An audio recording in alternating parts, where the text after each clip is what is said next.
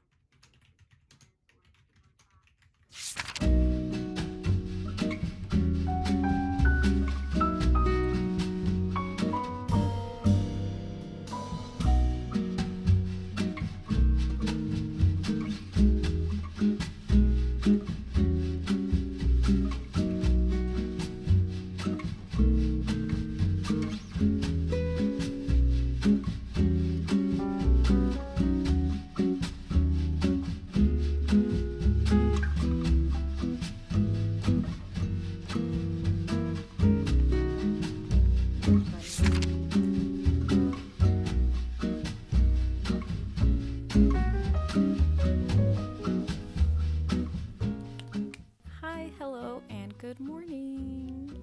I realized that I haven't really introduced myself in a minute. So hi, my name is Laura and I am a graduate student studying to get my master's in English literature. Welcome to vlog.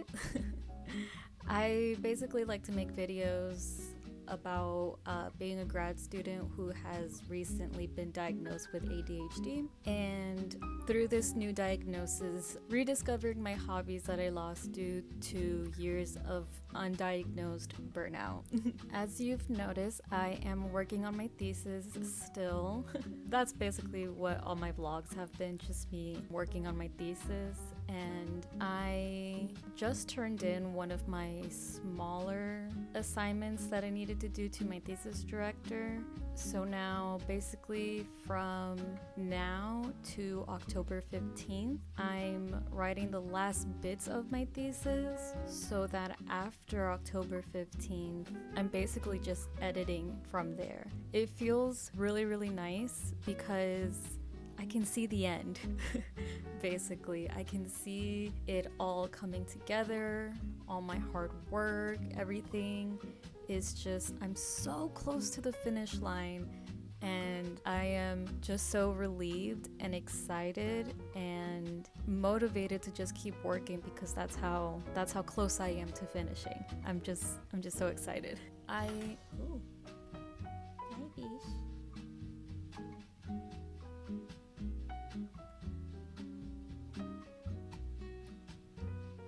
I'm just really vibing pretty high right now.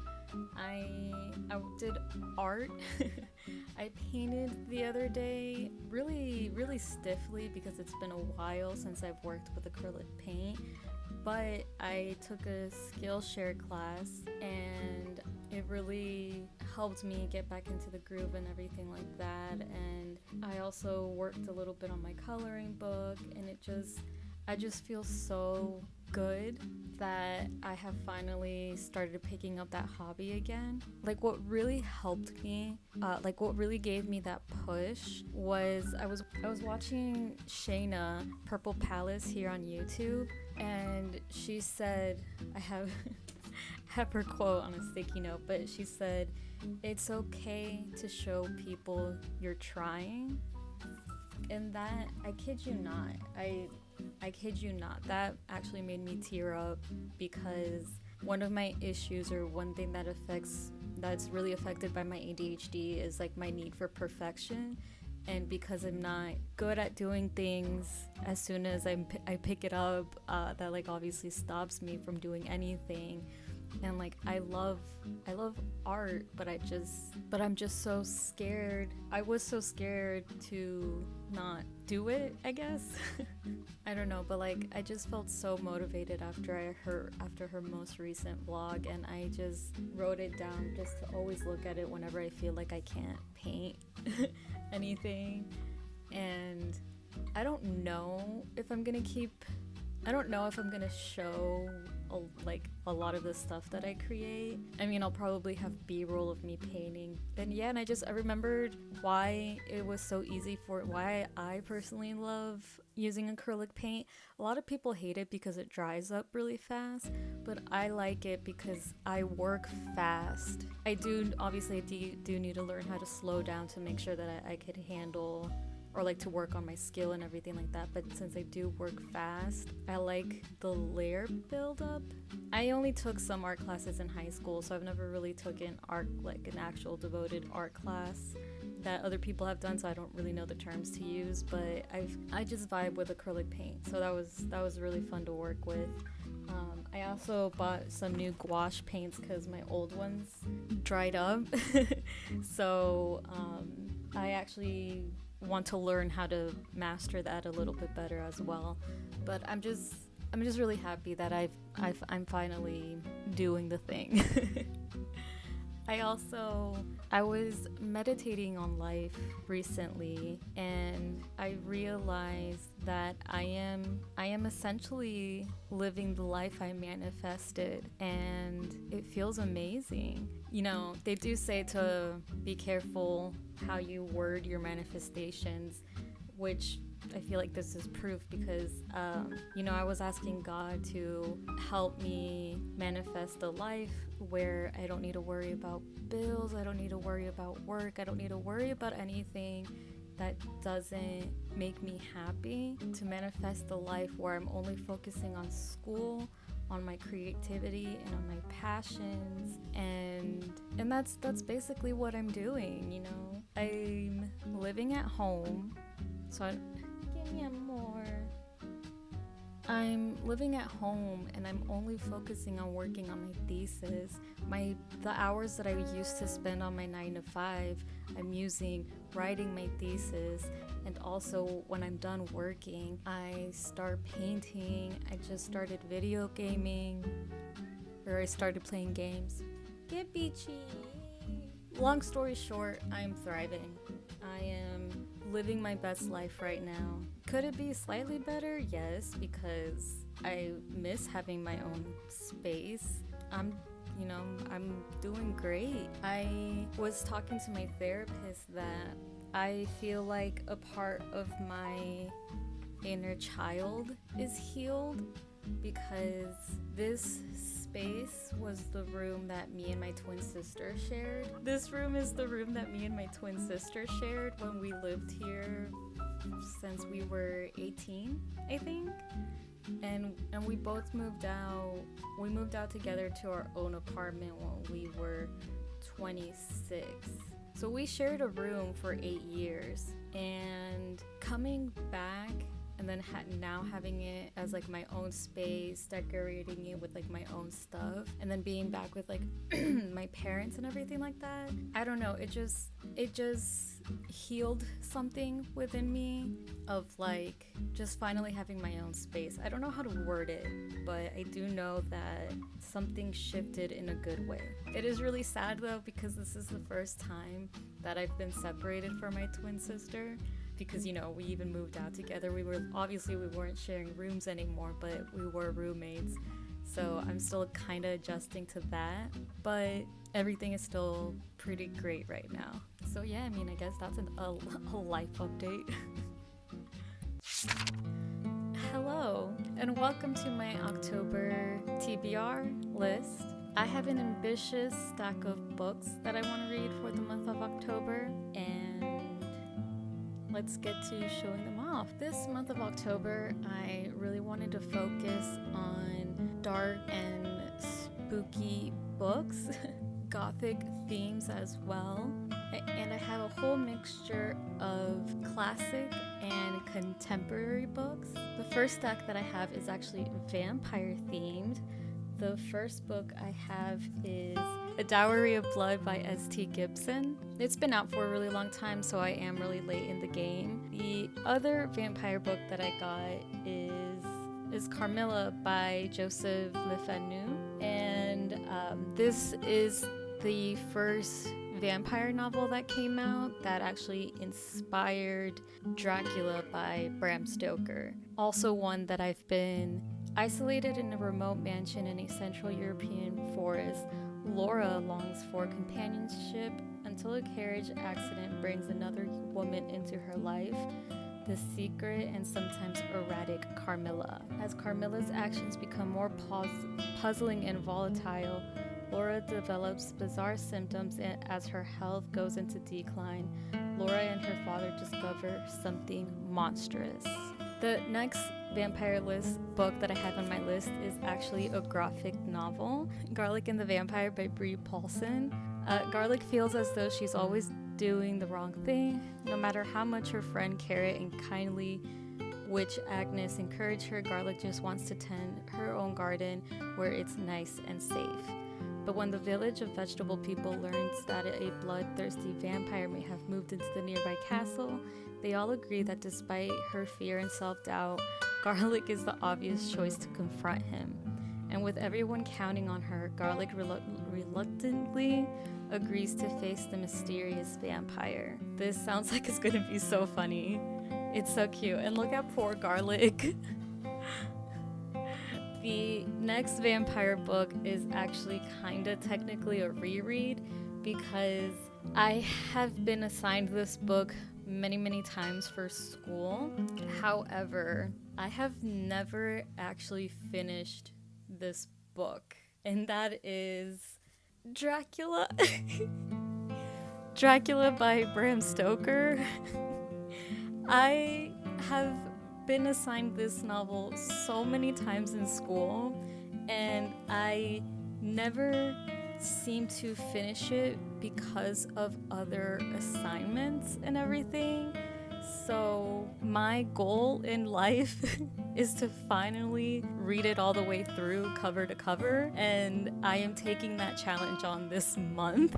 I'm determined to actually read through all of this. As I talked about in my last vlog, I have a big list of books that I fake read through school, and this is one of them, and we're gonna get through this.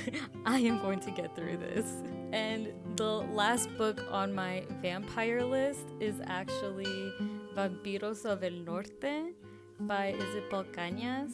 This one's already started because I wanted to start it still within Spanish Heritage Month, and I think it's the perfect way to end Spanish Heritage Month and start spooky season. I'm still only a couple pages in and it's already a great time. The next section of books I consider more classic horror, and accidentally, very accidentally, it is all one author.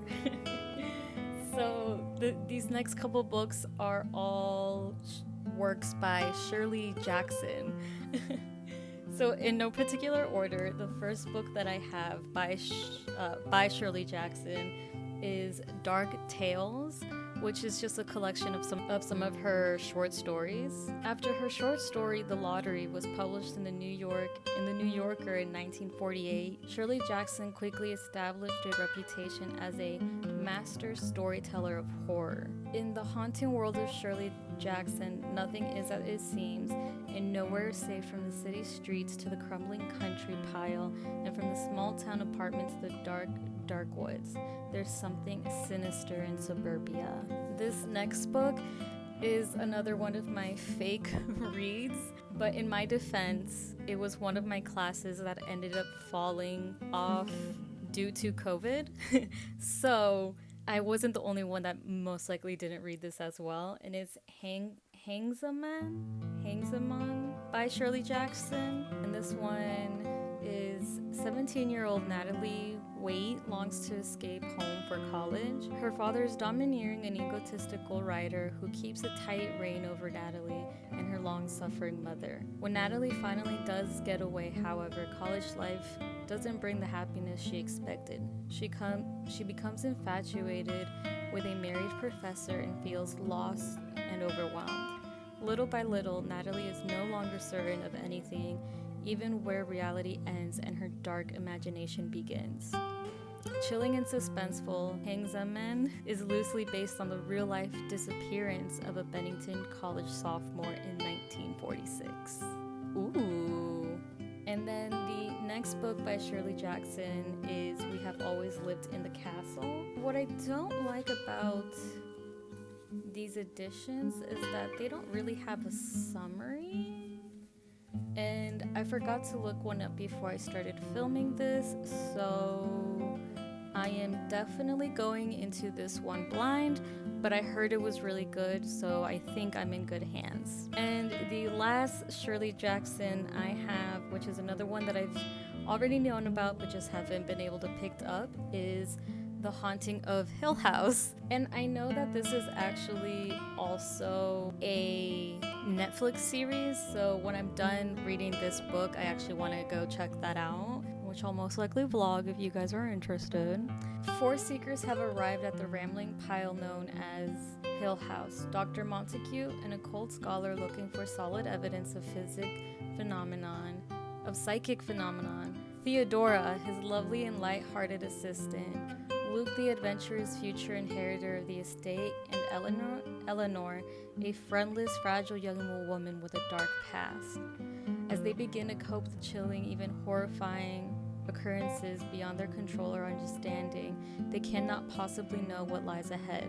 For Hill House is gathering its powers, and soon it will choose one of them to make its own. Oh, I think this is actually a movie as well, an old movie. So I'll probably check that out as well. But I just want to show off this edition again for a little bit because I think it's so beautiful. This is the Penguin Horror Edition that was made in collaboration with Guillermo del Toro. So these last group of books that I have, this last pile is my contemporary horror. First one is A Lullaby for Witches by Hester Fox. I read The Heir to Blackwood Library and I fell in love with that book. It's actually in my favorite shelf. So I'm looking forward to this one. I've heard that it was spookier as well. I heard that this was the better of all of Hester Fox's novels. So again, I think I'm in good hands. I'll stay. The next book that I have in this pile is The House Across the Lake by Riley Sager. And this is actually my first Riley Sager novel, so I'm kind of like nervous to read it, especially because apparently he's like very hit or miss among the book talk community. So I think this one was one of Allison Page's, Allie from Allison Page's books that she liked out of all the Riley Sagers that she's read. So I think that's why I picked it up. But this sounds good, so we'll see about that. And then this next book is Chlorine by Jade Sung. And this is Allison Page's Pocket Pages Book Club Book of the Month. And it sounded very interesting. The back says, forget what you know about mermaids. You think mermaids hate their bodies and their tails, though these are the parts of them that hold their power. You think mermaids have no power. You are wrong. So we have a spooky book about mermaids. And then the last book that I have for this list is actually the one that I'm most afraid of to read. I read a lot of gothic novels, but I don't necessarily read like horrors and thrillers. And I heard this one was really scary.